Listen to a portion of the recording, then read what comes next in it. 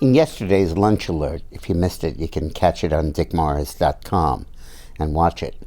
I raised the question, which is buzzing now around Washington, of was there a mole that was planted in the Trump campaign by the FBI with the goal of finding anything out about Russian collusion and also with the goal of setting up intelligence traps for Trump campaign people to get them to talk about what was going on with Russia or to embellish what may have been going on with Russia.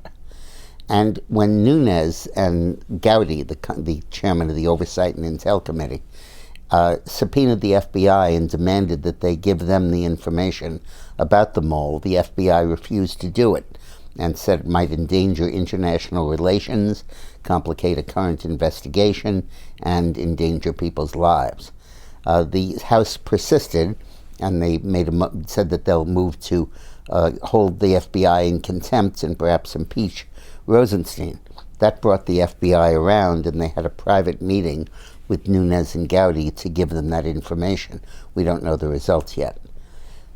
But the question is, did the British start this entire scandal? We know that Christopher Steele, the guy who wrote the dossier, was a former MI6 operative.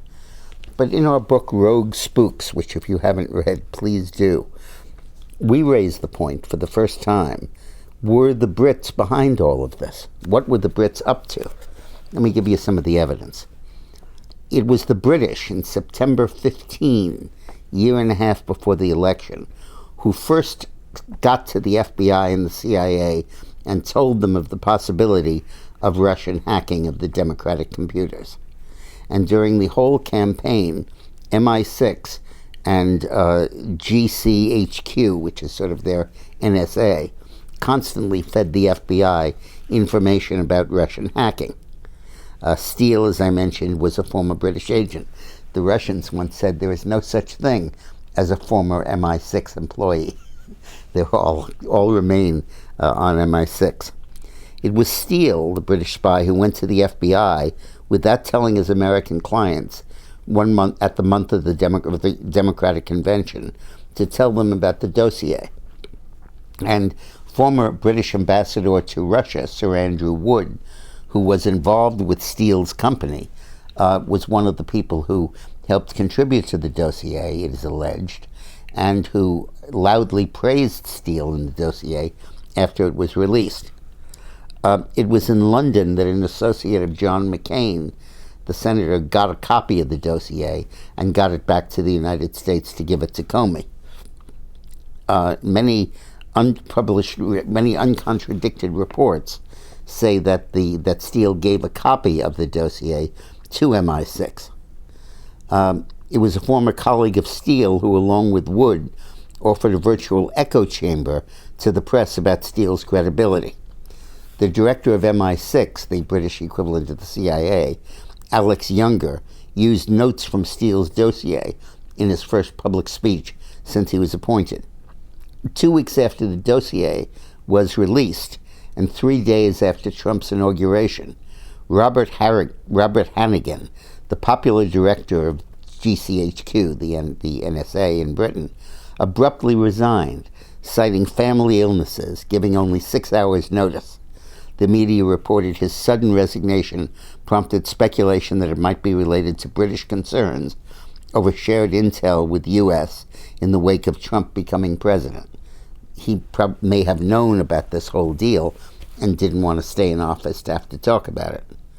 And then, after the dossier was released, MI6 issued a D notice, which is a government directive that prevents publication for national security reasons of a certain news story, including protecting the identity of former and current British spies.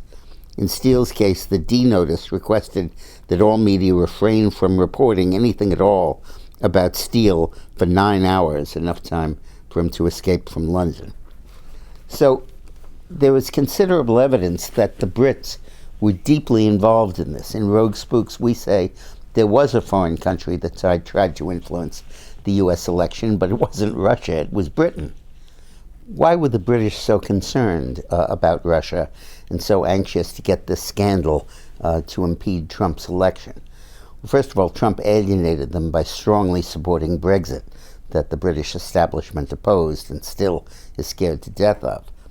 Secondly, Trump had talked about undermining NATO and by demanding increased defense contributions from our European allies. And they saw the Cold War much more intensively than we do, because a lot of the Russian emigres and oligarchs came to London. It's now got more billionaires per capita than any other place in the world.